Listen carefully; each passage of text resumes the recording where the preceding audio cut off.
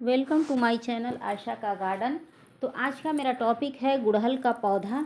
क्या गुड़हल का पौधा जो है आपका उस पर ग्रोथ नहीं हो रहा है, उसके अंदर ढेर सारी ब्रांचेज नहीं निकल रही हैं, लेकिन कोई भी कलियां भी नहीं आ रहा, उस पर कोई भी फूल भी नहीं आ रहा उसके अंदर से। इसका मतलब है कि आपका गुड़हल का पौधा जो है वो किसी न किसी समस्या से ग्रसित है। इसकी वजह से आपका पौधा फूल नहीं दे रहा है, क्योंकि बारिश में गुड़हल का पौधा बढ़िया ग्रोथ करता है और साथ ही में फ्लावर भी स्टार्ट कर देता है, लेकिन बढ़िया ग्रोथ ना होना यानी कि उसको कोई ना कोई समस्याएं हैं। बारिश के आते आते उसकी ग्रोथ हैवी होने लगती है, लेकिन फिर भी ग्रोथ नहीं हुई, फिर भी फूल देना शुरू नहीं किया। इसका मतलब है कि आपको उसे उचित खाद देना होगा। और इसकी ग्रोथ रुकी है तो क्या उसकी पहचान है? उसकी पहचान ये होती है कि पत्तियां सिकुड़ी रहती हैं, न्यू ब्रांच नहीं निकलता है, उसकी पत्तियां पीली होती हैं। और कभी कभी ये होता है कि मिट्टी के अंदर भी फंगस वगैरह आ जाते हैं, जिसके कारण वह अपनी अच्छे से ग्रोथ करना बंद कर देता है, फूल देना कम कर देता है। इसके साथ ही ये समझ में नहीं आता है कि हम इसका क्या इलाज करें। तो आज एक ऐसा खाद का इस्तेमाल किया जाएगा जो नर्सरी वाले इसे बहुत ही छुपा कर डालते हैं। इस खाद को अगर आप डालते हैं अपने गुड़हल के पौधे में तो फूल खिलने शुरू हो जाएंगे, उस पर न्यू ब्रांच आनी शुरू हो जाएगी। जो भी समस्याओं से आपका पौधा जूझ रहा है वो सारी समस्याएं सही हो जाएंगी। आपका पौधा अगर अचानक से सूख जाता है उसका मतलब ये है कि मिट्टी में भी कोई समस्याएं हैं। सिर्फ पौधे के ऊपर ही समस्याएं नहीं उत्पन्न होती है, मिट्टी के अंदर भी अगर समस्याएं रहती हैं उसके कारण भी फूल देना बंद कर देता है, पौधा बीमार रहने लगता है। आपको तो यही लगता है कि पौधे के ऊपर समस्या है, लेकिन कभी कभी मिट्टी के अंदर होने की वजह से भी दुनिया भर की समस्याएं उत्पन्न होने लगती हैं। अगर मिट्टी अच्छी नहीं है उसके कारण भी कलियां गिर जाएंगी, पत्तियां बर्न हो जाएंगी, पत्तियां पीली हो जाएंगी, कलियों का साइज छोटा हो जाएगा। तो आज मैं कुछ ऐसे ही खाद आपको बताऊंगी डालकर पौधे में, जिससे दोबारा आपके पौधे पर कलियां बनने लगेंगी, फूलों की भरमार लग जाएगी। आप बता दें, जैसे इंसानों के एक उचित पोषक तत्व की ज़रूरत होती है, वैसे ही पेड़ पौधे भी होते हैं। अगर वह गमले में रखे हैं तो उन्हें उचित पोषक तत्व की ज़रूरत होती है, अगर नहीं देंगे तो ऐसे ही पत्तियां बर्न बर्न दिखेंगी जो आपको मेरे पौधे पर दिख रही हैं। तो अच्छी फूल पाने के लिए सबसे पहला क्या ज़रूरी होता है कि उसको अच्छे से धूप मिले। जितना खाद ज़रूरी होता है उतना ही पानी, उतना ही उसको 8 घंटे की सनलाइट अगर आप अपने पौधे को दे देंगे तो बहुत अच्छे से पौधा आपका रेडी रहेगा फूल देने के लिए। फिर पौधे में हल्की फुल्की नमी भी रहना बहुत ज़रूरी होता है अच्छी ग्रोथ के लिए।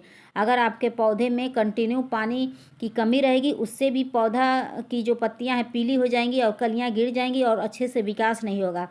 तो मिट्टी इतनी अच्छी तैयार करिए कि मिट्टी में थोड़ी बहुत नमी रहे, ये भी देखना पड़ता है, तब जाके पौधा ग्रोथ करता है। तो मिट्टी अच्छी तैयार करने के लिए आपको क्या लेना रहेगा, आप चाहें तो वो ले सकते हैं, गोबर की खाद ले सकते हैं, आप चाहें तो नहीं तो उसमें केचुए की खाद ले लीजिएगा अपने इच्छा अनुसार, 1 मुट्ठी 2 मुट्ठी दोनों में से कोई भी ले सकते हैं, ठीक है। उसके बाद आप धान की भूसी ले सकते हैं 20%, 20% कोकोपीट, 20% बालू। उसके बाद 50% आप मिट्टी ले लीजिएगा गार्डन का। उसके बाद एक अच्छी वेल मिट्टी तैयार करिएगा, उसमें जो भी पौधा लगाएंगे वह पौधा अच्छे से विकास करेगा, क्योंकि उसमें खुल के जड़ों का विकास होगा। जब जड़ों का अच्छे से विकास होता है उसी पौधे पर ढेर सारी ब्रांचें आती हैं। देखिए, जब जड़ें फैलती हैं तो ब्रांच अपनी निकालना शुरू कर देता है पौधा, तो उसके लिए मिट्टी अच्छी तैयार करनी पड़ती है। उसके बाद तब खाद की बारी आती है, तब जाके खाद डाला जाता है। तो खाद डालने से पहले चलिए बता दें कि क्या ज़रूरी काम है कि कर लेना ज़रूरी है। खाद डालने से पहले मिट्टी की खुदाई कर लीजिएगा, उसके बाद तब आप खाद डालिएगा, ठीक है। तो जो भी आप खाद डालेंगे तो सबसे पहले मिट्टी की खुदाई। तो खाद के रूप में मैंने क्या लिया है, फंगिसाइड पाउडर लिया है, केचुए की खाद ली है।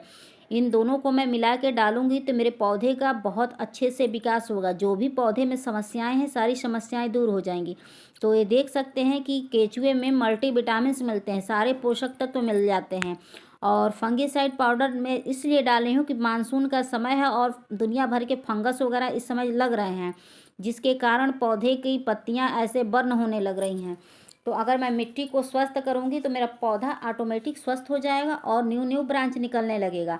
अगर ये काम हम नहीं करेंगे तो पौधा धीरे धीरे बर्न होते होते, पत्तियाँ बर्न होते होते धीरे धीरे वह मर जाती हैं, उनका विकास रुक जाता है। तो मैं 1 चम्मच के करीब फंगिसाइड पाउडर डालूंगी।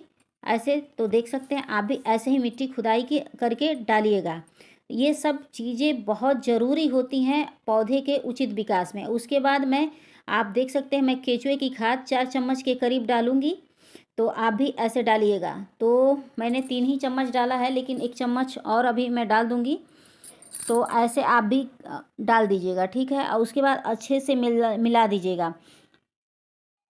तो ऐसे देखिए मैंने इसको अच्छे से मिला लिया है। मिलाने से ये होता है कि जो भी खाद हम डाले हैं वह जड़ों तक पहुंच जाएगा। तो ऐसे आप भी मिला दीजिएगा, ठीक है। तो ऐसे मिलाने के बाद उसके बाद अब इसमें ओवरलोड पानी डाल लेंगे, ठीक है। पानी डालना बहुत ज़रूरी होता है ताकि जो भी हम खाद डालेंगे वह नीचे तक पहुंच जाए। तो आप देख सकते हैं कि मैंने ऐसे पानी डाल दिया है, ठीक है। तो आप भी ऐसे पानी डाल दीजिएगा पौधों में, ताकि जो भी आपने खाद डाला है वह नीचे तक पहुंच जाए। तो आपके पास कोई खाद नहीं है तो बस आप फंगिसाइड पाउडर और केचुए की खाद अपने इच्छानुसार आप डाल सकते हैं। 1 मुट्ठी, 2 मुट्ठी, 2 चम्मच, 4 चम्मच, आपकी जितनी आवश्यकता अनुसार आप डाल सकते हैं। उसका कोई साइड इफ़ेक्ट नहीं है। लेकिन फंगिसाइड पाउडर 1 ही चम्मच डालना, ठीक है। उसके बाद देखिएगा आपके पौधे पर ऐसे भर भर के फूल आने लगेंगे। और पौधों के ऊपर से भी आप फंगिसाइड पाउडर का स्प्रे करते रहिएगा, ताकि पौधों के ऊपर भी कोई कीड़े मकोड़े हों तो उनका अटैक ना हो। उसके बाद देखिएगा आपका पौधा अच्छे से फल फूलों के लिए रेडी हो जाएगा। पत्तियां जो बर्न हो रही हैं वो बर्न होना सही हो जाएंगी। बहुत अच्छे से पौधे का विकास होने लगेगा। तो मेरी वीडियो पसंद आएगी तो please like, subscribe, comment and share जरूर करिएगा। Thank you for watching friend, bye.